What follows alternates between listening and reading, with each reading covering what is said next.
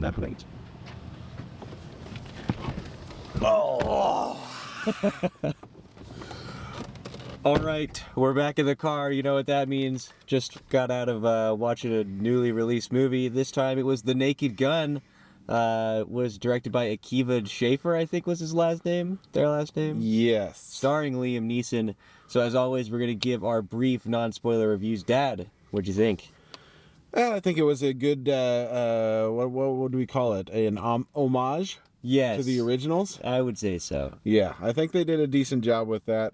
Well, of course, I saw Seth MacFarlane, so, got his humor in there as well. For sure. Yes. It definitely felt like it was pretty close to a spiritual successor of the first one that we reviewed last week, which was my main fear coming into this. Right. Well, it's definitely, back in the day, Grandpa would have, the sequels would be like Son of Frankenstein and that sort of thing. And this was definitely Son of Naked Gun from the Files Police Squad. Yes. Well, literally, but yes. Yeah. Son of Frank Drebin. I was a little bit worried about Liam Neeson, but I think he pulled it off. I don't know, his delivery, it wasn't as great as Leslie Nielson's was, but you're stacking up against a legend. So. Liam Neeson isn't as straight-faced as Leslie was. Yeah. But because he seemed like he was doing his Taken, right? He seemed like he was doing his mean guy talk. Yeah. And the whole time. So his straight lace was a little up here in that way. But, it had the same effect of getting the comedy out from somebody who's trying to be straight. Yeah, definitely. I think I liked the rest of the cast. Obviously, it's a comedy movie, so none of them really have any importance whatsoever. But it was good to see Paul Walter Hauser again. Yes, I like him. Yes, and Shout out to Mole Man. What do we got? Pamela Anderson. Yes, coming in as the love interest, which I hate to say it, but the whole movie I couldn't figure out who it was until the end. So. Yes, we also got CCH Pounder. Yes, CCH Pounder and her husband who sleeps the whole time. Yes, every time I see or hear CCH Pounder, I think of that one scene from It's Always Sunny in Philadelphia. Yes. Which I think we pulled up on a previous I think we did. I think we pulled that one out, yeah. I have no idea what episode that would have been. It was back in the first setup. It was early. But yeah. All right. So we're going to go talk about the rest of the movie, and we will see you guys in the studio. Now let's roll the intro.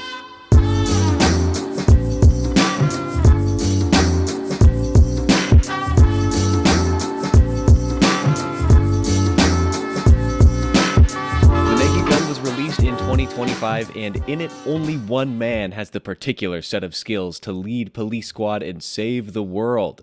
The film is directed by Akiva Schaffer and written by Dan Gregor, Doug Mand, and Akiva Schaffer, and stars Liam Neeson, Pamela Anderson, Paul Walter Hauser, CCH Pounder, Kevin Durand, and Danny Huston. Now, we already did our no-spoiler reviews in the car. Dad, we're going to jump right in the spoiler section. What do you think? I don't know if there's anything to spoil, but it was pretty good. Not really. Yeah, there's not much plot. It was definitely, like we said in the car, it's a spiritual successor, and I think it does a decent job of that. It feels slightly different, obviously maybe just modernized up. I don't know, but it definitely, it had some great lines, some good one-liners, just like the originals that we've talked about with Airplane and Naked Guns. And I think that it's a fun retread, reimagining, rebirth. Yeah, sure. Revamp, maybe. That's right. A legasequel. Yeah, there's too many. I maintain there's too many syllables in that. I'd prefer just requel. I think works good here. Requel. There you go. Well, who knows? Whatever. What do the terms mean? They don't mean anything in this particular context. That's for sure. I agree with you that it definitely does feel like much more of a spiritual successor to the first one. Well, I say the first one, maybe the second and third, I guess. You bet. Than I was expecting. I definitely figured it was going to be much more of just your standard your standard modern comedy. And this felt like a pretty good melding of the two. Right. They had a lot of the same gags. Mm-hmm. One of the first things you noticed is the police squad, the sign on the door. When you walk in, the squad is backwards, or you can read it. You know how normally you would be looking through a glass door and you would be seeing the words backwards because they make it so you can see it. But so they did that gag. They did some of that other stuff. They had some fun stuff, like and that's kind of what I was watching for. I was watching to see, how much of it is going to be background jokes, like we talked about before with Naked Gun. There's a lot of background stuff. Definitely. There's that. There's the I like the cold case, which is never used anywhere, but it's kind of funny that they just got a cooler back there where they've got cold cases. Yeah, the guy steps out and he's got like the plastic sheets hanging down or whatever for insulation. Yeah, there was definitely there was more of that than I expected there to be, especially in the police station or whatever. Right. There was that one, and then there were other ones too, but now I can't think of any of them. Specifically in the first time we see the police headquarters, there's quite a bit shoved in there. Well, like we said with the originals, they reward you for rewatching and catching some of the things. Now, like I said, I knew I was only going to see it once before we had to discuss it. So I was trying to pay attention. I don't know if I missed some or if there weren't as much. Yeah. You know what I mean? I feel like there was more to see in the originals. Definitely. But that could also be that I just missed it, right? Because that's the point of those. Yeah. This definitely, I think the first one's probably going to be more accurate. I think even on 2 or 3 rewatches, there's not going to be as many gags to see. And I think that's partly because of like the melding, we'll say, of the old school and the new school of comedy. Right. I feel like now granted, we talked in the first one, there's quite a bit of physical comedy, but I feel like in this one, they pretty much relied mostly on that and the classic, Frank Drebin misunderstandings in the conversation. I like that they still maintain that. That was probably one of the things that I think makes the original movie work is just those little one-liners. Well, like we talked about when Leslie Nielson meets Ricardo Montalban. Cuban? No, I'm Dutch Irish. Right. Stuff like that. Or when in the current one, he walks into the bar and the bad guy says, "Oh, Frank Drebin." He says, "So am I." So am I. Yeah. I did notice, and maybe I just missed it in the first one, but in this one, it feels like there were more people who were doing that type of gag. Like we talked about in the original, it feels like it's mostly Leslie Nielson who does that, and everybody else just sort of is around him and observes. Right. Whereas in this case, like for example, Pamela Anderson, the second lead of the movie, when she first meets Frank Drebin, he's like, "Please take a chair," and she's like, "No thanks, I've got plenty at home." Right. I feel like there were more people doing that in this. Well, and what was our mole man, Paul Walter Hauser? Yes. There was one line in there that was, "You can't fight City Hall," and he's like, "Yes, because it's a building." Because it's a building. I think I was like the only person in the theater who laughed at that. This was a weird theater experience. It was an older crowd. Definitely. It definitely was. And there was one old lady who thought every joke was awful funny. Oh, yes. But, it was, it's definitely a different experience than what we've been getting with with what we've seen so far this summer between Superman and Fantastic Four and that sort of thing. That's a whole different crowd going on there. This one, though, I'll maintain it's always better to see movies like this in a crowd, right? At least for the first time. I think that this is a good way to see a comedy like that because you do kind of get a little bit of a vibe going when everybody's giggling at stuff. Definitely. I think, comedy more than anything else is definitely like a communal sort of event. Whereas like I'm perfectly fine watching any other movie just sitting here in the loneliness of me and my dog in the living room. Right. I'll watch Dune as I'm doing currently. I'll watch Superman. I'll watch In a Lonely Place. I'll go through the whole gamut, but I don't really like watching comedies by myself. Right.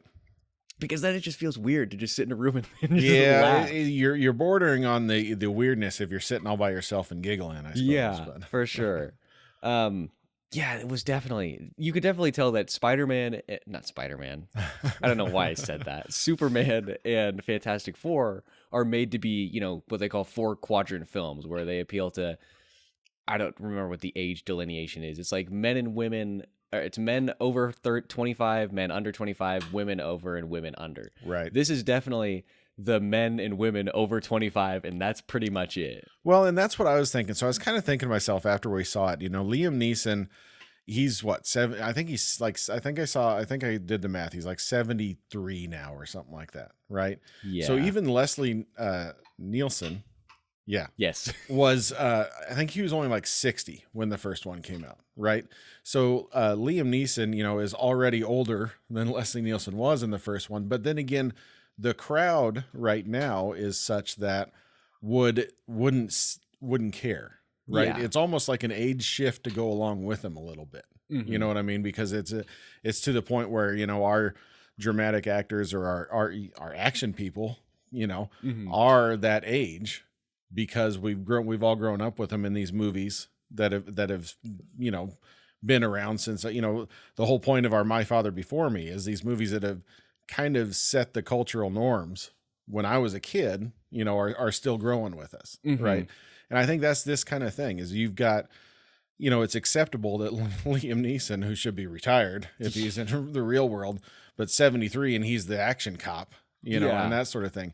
But it still works because the crowd for this movie is aging along with it, Mm-hmm. in that way. I think I got to thinking about that because at some point, we talked in the car that Liam Neeson's straight line delivery is a little bit more gruff and old guy. Yeah. And a little bit more Taken, Liam Neeson being the gruff guy that he is. Yeah. And I think that just, like I said, I think that the more I thought about it, it's just kind of growing along with the crowd in that way, Yeah, well, and I think the Taken aspect of it is really, it's important to mention because, like you said, he's sort of doing that. He's playing that up. And then that's the first line of the synopsis. Only one man has the particular set of skills. Right. Everybody knows that. I've never even seen the Taken movies, and I know I have a particular set of skills. Right. It's permeated through the culture. Well, that's what I said, and they were saying, and I kind of went through the IMDb trivia a little bit, so you take it with a grain of salt. But there was one little bit of trivia in there that one of the scenes is actually, or the when he's getting framed, when he's walking through the blood and getting framed for the murder by picking up the pick me up, and stuff. That's actually an ape from Taken 3, I guess. And like I said, I'm sure there's people who are watching us now have seen the movie and maybe are have a different opinion of it. I haven't. Yeah. But that's what they were saying is it's that kind of take. And I did also notice in the IMDb trivia that Zucker Brothers had an original plan for Police Squad 4 that was going to be a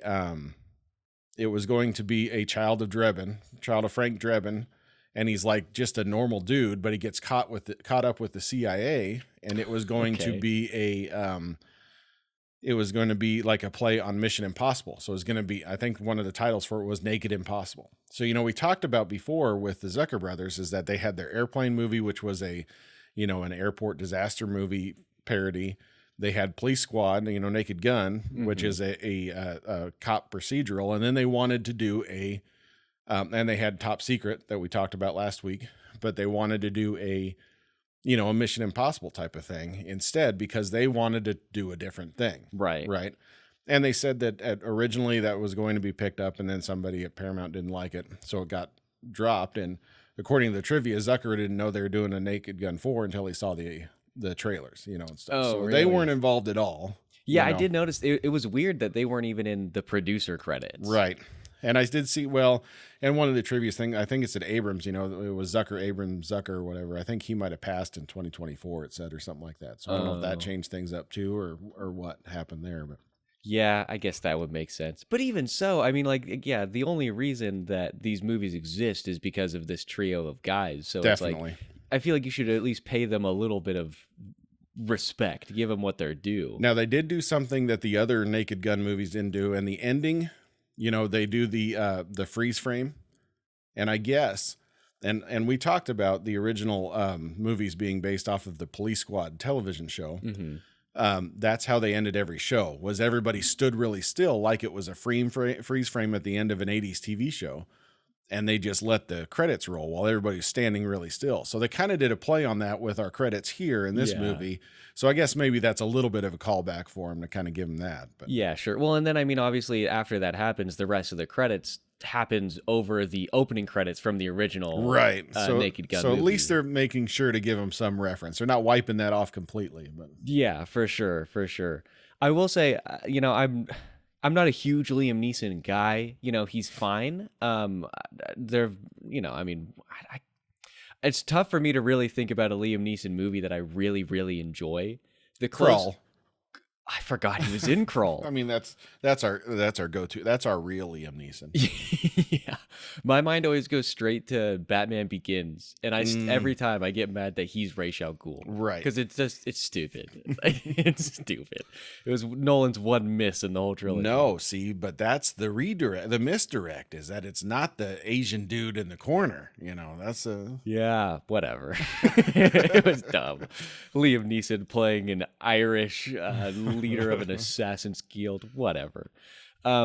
But I think he was fine in this. Again, we talk about he's sort of doing like the Taken gruffness of it. You can definitely tell that he's really old. Right. And so this strikes me as the kind of movie where it's like when it comes to streaming, probably going to be a little bit hard to understand him when you're not in the major theater, just because his voice is so low. It's a different take on things, but he's as we mentioned, he's trying to do the more gruff kind of thing. So I don't know if they're looking at that as a parody of the Taken in a way. And like you said, even the tagline they've got on IMDb is the parody of Taken, and stuff. But I don't know. He did okay, but yeah, that's where I think that if I'm going to criticize the two or this compared to the originals, that might be where I go.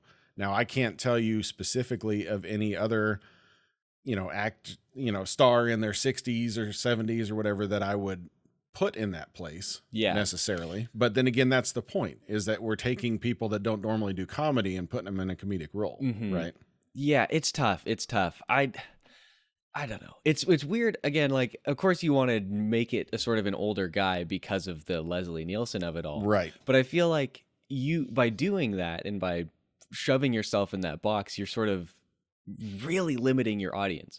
Like I was going to go see this movie because I knew that you loved the originals and because obviously we watched it for this. Right. But like, if not for that, there's no way I was going to go see this movie. Right. Like, Liam Neeson's fine, Pamela Anderson fine, but I don't want to go see necessarily a movie that follows two, I don't know how old Pamela Anderson is, but I don't want to see two 70-year-old people be cops. What is the math on that? At? She's 60 something. 67. 50. So yeah, we're 58. Yeah. Give or take. Yeah. Man, that's quite a large gap between Liam Neeson and Pamela Anderson. We'd have to go back and look at the Priscilla Presley, which, interestingly enough, she did have a little cameo. I was looking for her. I didn't see her. Well, it's when he's hanging upside down with his pants off. Oh. They actually go to an older blonde lady sitting and watching it, and she covers up her eyes. I think that was her. I'm awful sure that's the only. I mean, I don't even think she has a speaking line. But she's just sitting there. So she was born in 45, which would be his mom. So of course she's gonna cover up her eyes. That's true. That would have been it. I do wish that they had given her a little speaking part where, just a little one line where she's like, Frank. Yeah. Oh, Frank. That kind of thing. Yeah. I mean, Leslie Nielson and Priscilla Presley actually had a larger age gap than Liam Neeson and Pamela Anderson. But I did enjoy the rest of the cast. I mean, Pamela Anderson is funny. I obviously know her, but I don't really know like from what. Right. Well, she had her thing, right? Of course, she had the her and the Tommy. Tommy. Who's the drummer from? Tommy Lee Jones? No, Tommy Lee Jones is the actor. Who's the drummer? Tommy Lee, I think is his name. Oh, I see where I made the confusion. The drummer from why am I listen to him all the time. The hair band, Mr. Feelgood. Oh boy. Anyways, they had their sex tape that came out, and then they ended up selling it. Motley Crue, man, that's gonna really. I'm losing some old guy cred there. And then of course she had her. Barbed Wire was her big one, but of course she was Baywatch. She was a Baywatch star, right? And that's where she got her big thing, her big breakout, where everybody was all over that, and that was the Baywatch with the dude. The dude. Yeah, the dude. Yeah. I know. I don't know who we're talking about. I was going to lie and say I did. But he shows up in the SpongeBob movie. David Hasselhoff. Holy crap. Wow, you said SpongeBob movie. And I was like, I know exactly who we're talking about. There you go. Okay. Who's the one? Bo Derek. Ted. That's a different movie entirely. Yep. I will say, if we were to compare Pamela Anderson and Priscilla Presley, they did the same role, and they I think they both did the same role about the same, right? They kind of played it off, and it kind of worked that way just as well. So And in fact, there's even a scene of her walking and bumping into a pole or whatever. something. Yeah. No, I mean, they more or less play the same role, but as is typical in, any reboot or requel or whatever, the female lead obviously is more capable. I mean, she actually, Right. Pamela Anderson has import in the story, whereas Priscilla Presley kind of really doesn't, Right. other than to be there for Leslie Nielson. But even the rest of the casting in the movie was great. I mean, Paul Walter Hauser is really funny. Yeah. I'm excited to see him in other stuff. I hope he comes back as Mole Man. I think he was a serial killer in a TV show. I don't remember what it was now. Richard Jewell? Is that what that was up there? Richard Jewell?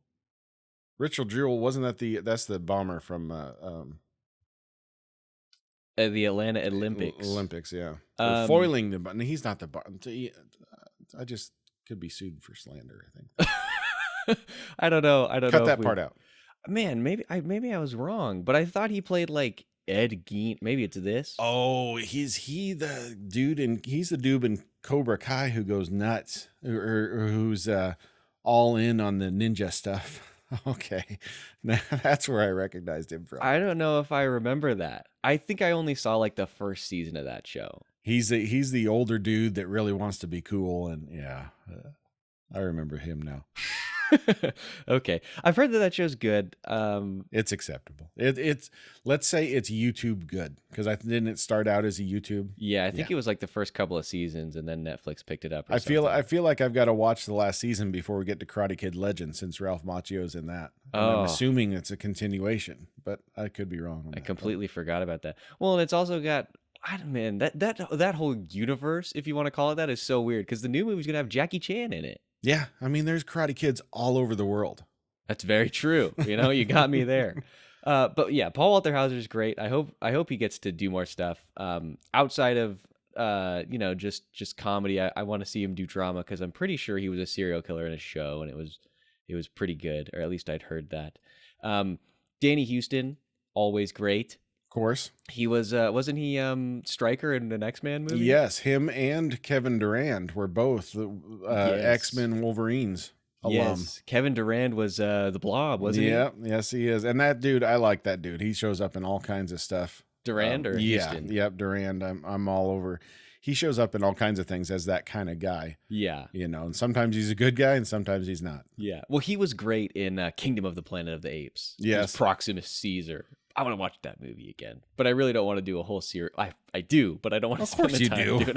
I've been talking about it for like 3 weeks. You've got other series you have to get through. Yeah. But yes, Danny Huston, Kevin Durand, even CCH Pounder. Oh, yes. Classic. She was great.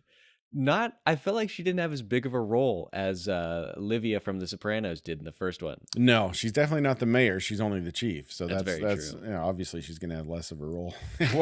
She had some funny bits with her husband who was always sleeping and stuff, and she wanted to get me Drebin, and then he just shows up in her bedroom.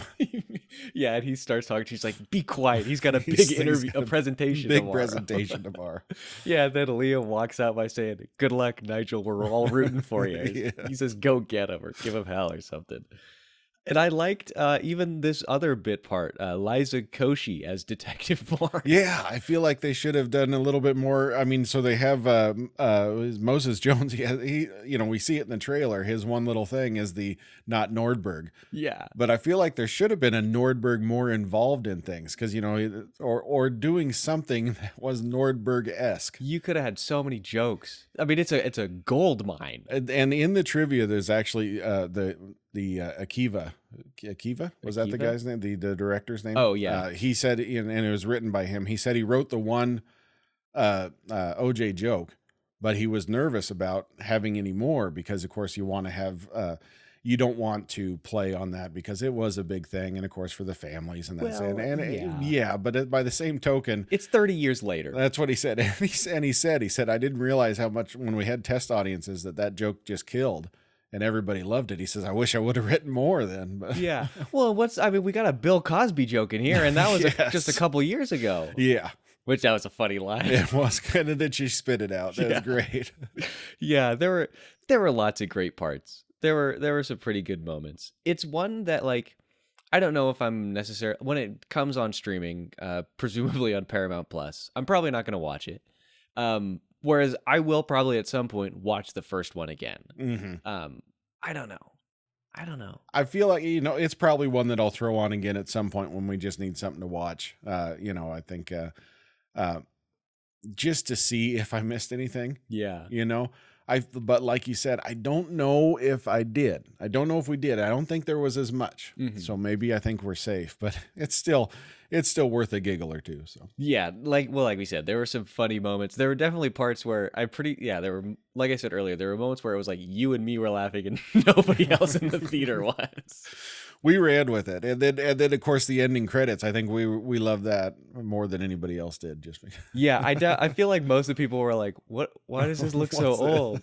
Even the old people, but they were probably getting so old that they couldn't remember it. Right. I think apart from me, you were the youngest person in that whole theater.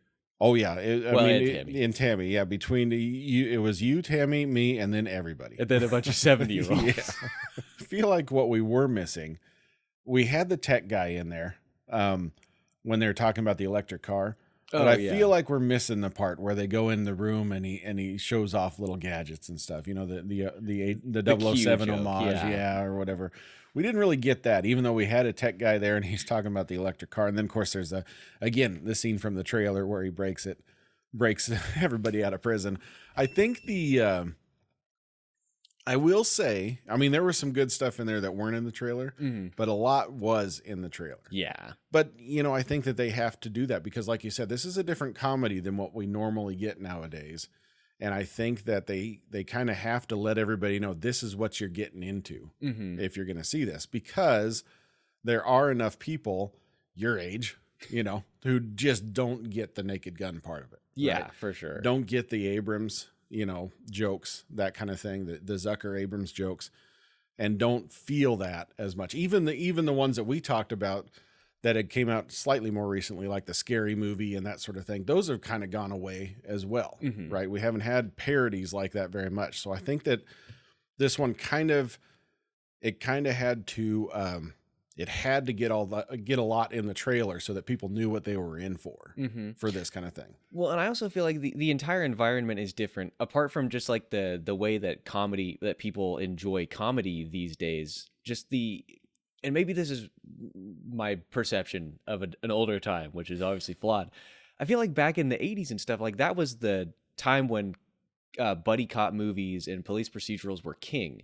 Whereas now you don't necessarily see as much of that. Right. So the original movie is tapping into things that like people see at least like once a month or whatever. Whereas now it's much less common unless you're a middle-aged person who watches NCIS all day. Right. Which is plenty of. Which is maybe what that crowd was. Exactly. Yeah. I think, that's the point when you talk about how their plan or the Zucker's plan was more of a spoof on Mission Impossible than on police procedurals. Right. Maybe that's where you go with something like this, because I don't know if there's necessarily that kind of thing. If you're talking about a new genre of parody stuff coming out, I think, if we think of what's in the zeitgeist right now, it's the Mission Impossible, it's the it's the superhero stuff for sure. It's the comic book based stuff, and then it's we're still getting some good horror stuff, but I don't know. I think the parody of that has kind of been done. Yeah, so I think that's where you'd have to go if you really wanted to bring back that style. Definitely. Like they're trying to do here. So I think there's also space, because of the Game of Thrones of it all, I think there's space for like a fantasy set one.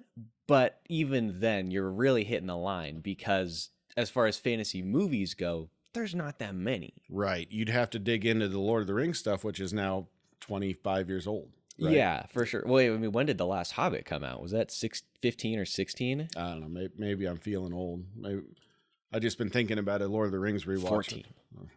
14. 15. Wow. Nope. 5 Armies was 15. That's the extended edition. Oh, well, that's the best stuff. So, so yeah, we're looking at more than 10 years since the last thing. And obviously we've had Game of Thrones since then. With House of the Dragon, though, that sort of fervor has really died down a bit. Like people like House of the Dragon, but I feel like most of the people who watch House of the Dragon were the people who loved Game of Thrones. It's not in the pop culture as much as Game of Thrones was at the time, right? It's still the people, like you say, the people who like it.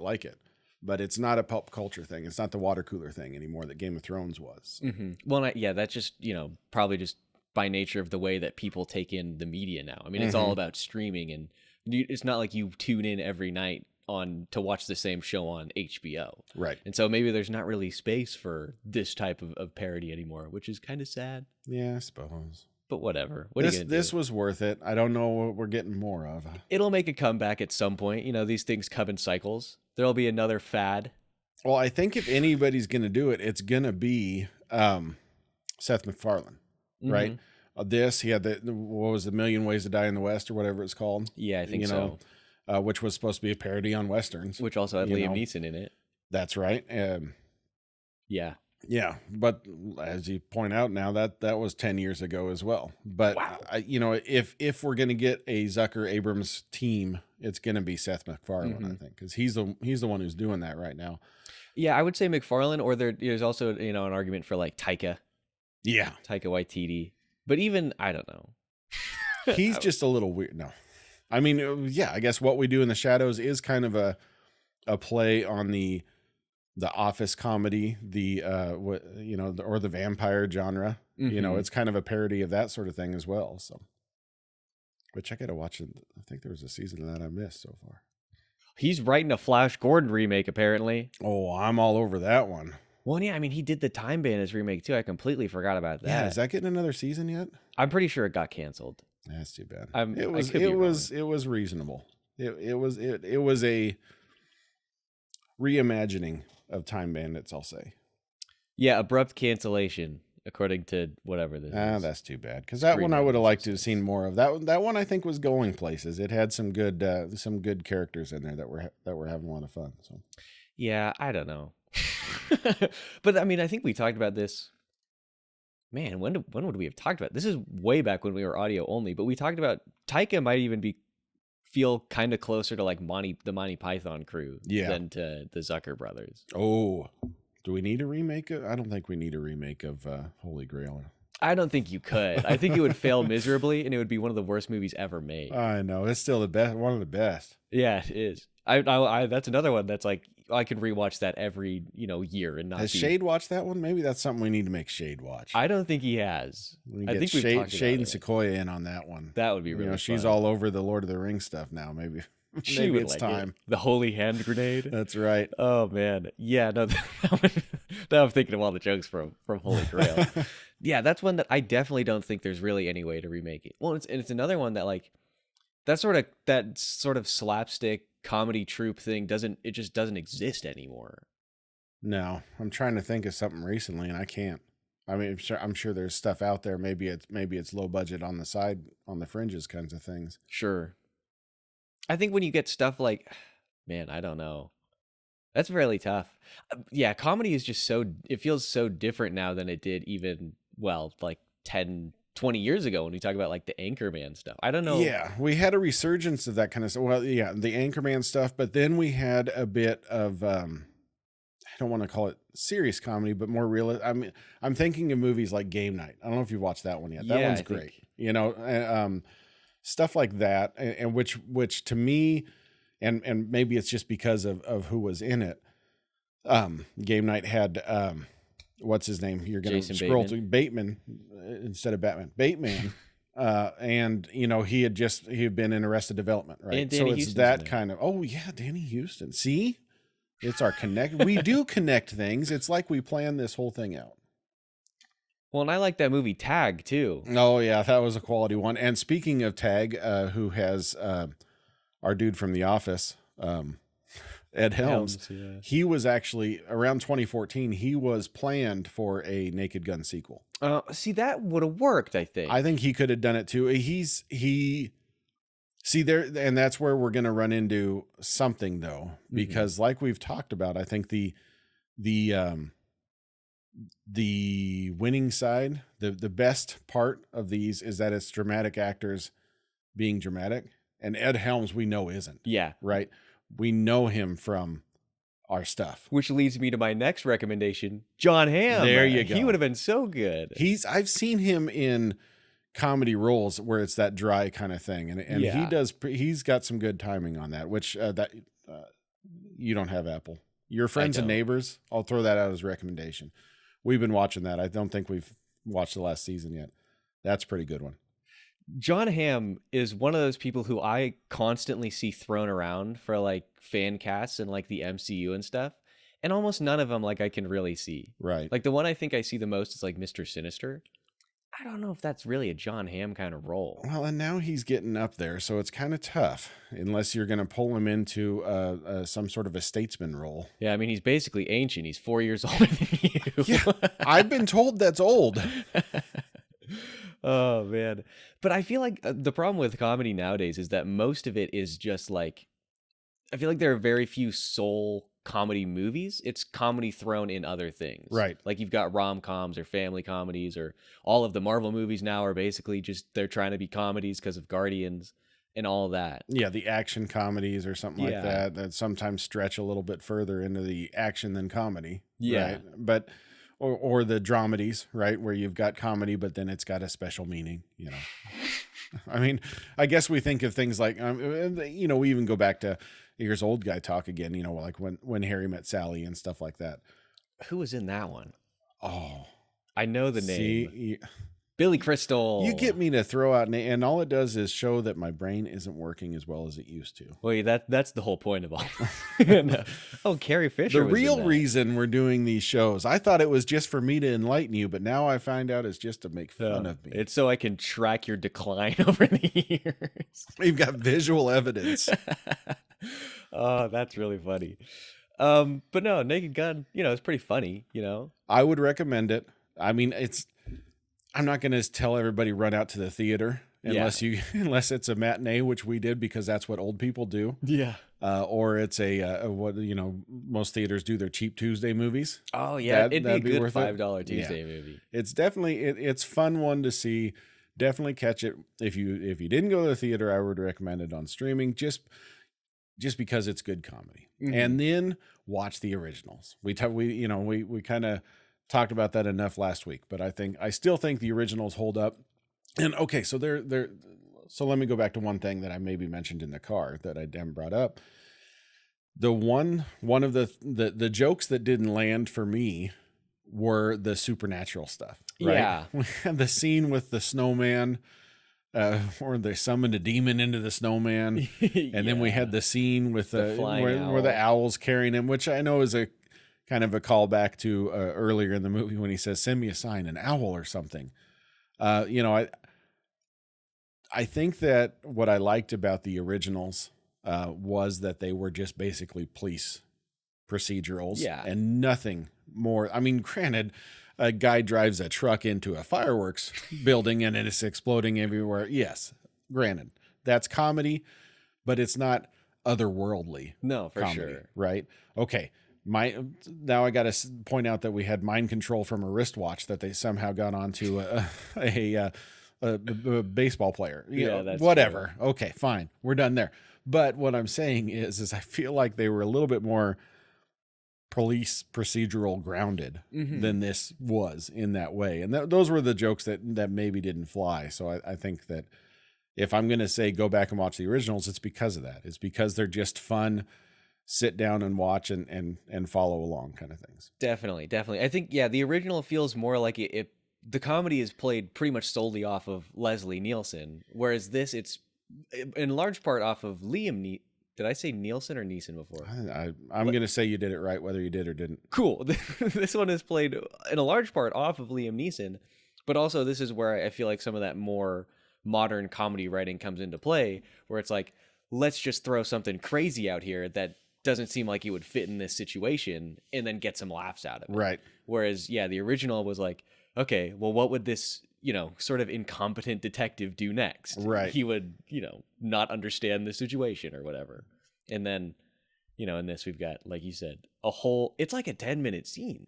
Like it's a large part of the movie where they're dealing with this snowman. Yeah, for some, we discussed with Grandpa yesterday when we were talking with him that, it's only an hour and 25 minutes and it's got to be an hour and 20 to be a feature length film. So I guess maybe that's we got to put more in here kind of thing. Yeah. But yeah, it did kind of go off the rails a little bit there. Well, and even, now that we're talking about it, I remember the scene with the snowman holding the gun running down the hallway is in the trailer. And so I saw that and I was like, oh, this is going to be another fun costume thing. We had him dressed up as a little girl. Now we'll get him dressed up as a snowman. Nah. No. Supernatural It's a demon, of course. Yeah. One thing that I was going to mention earlier, but I forgot.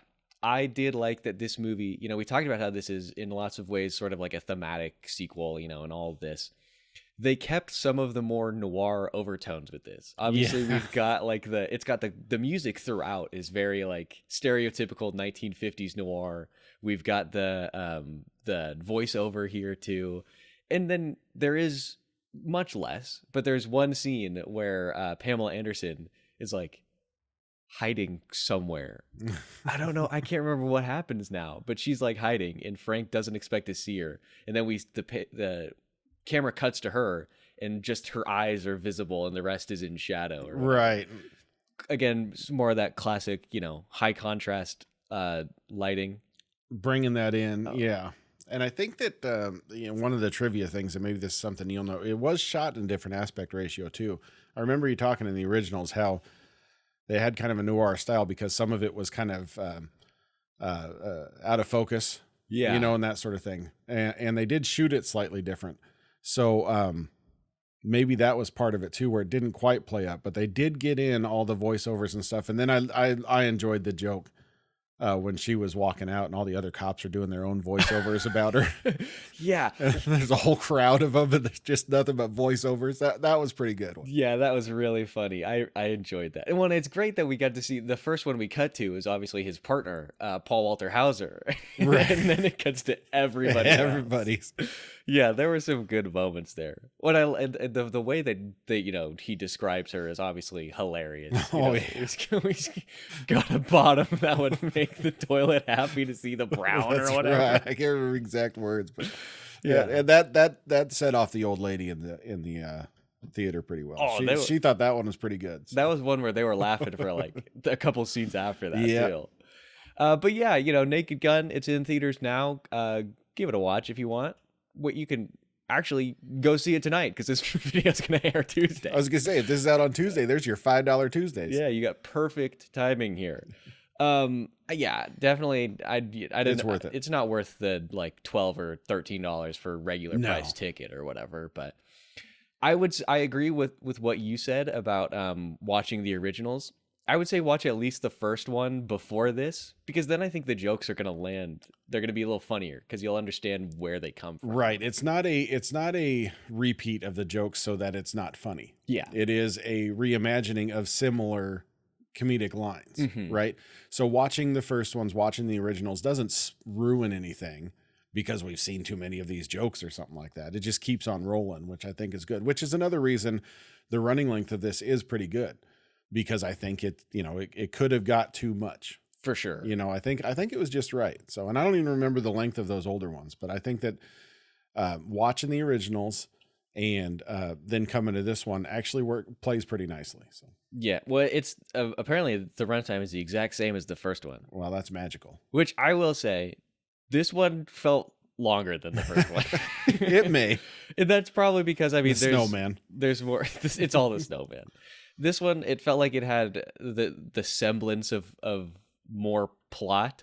Like they were trying to make it like this big, tech-based thing and all that. And I don't know. Maybe it's just because I don't know. Whatever. And the fish people. The fish. That was really the funny. dude that kept going on about the fish people. They've got hands like crabs instead of fingers. And then he holds the picture up and the guy's like, I've seen that guy. Yeah, that was all funny. Right. Don't listen to us if you're gonna go watch the movie because we're ruining all of them. Well, yeah, there were some good moments for sure. But yeah, that's what we're gonna call it before we just recite all of the jokes that we liked. Make sure that you like and subscribe down below for more nerd content and commentary. I didn't say this in the beginning, but you should comment what you thought of the movie. And we will see you guys next time for more movies.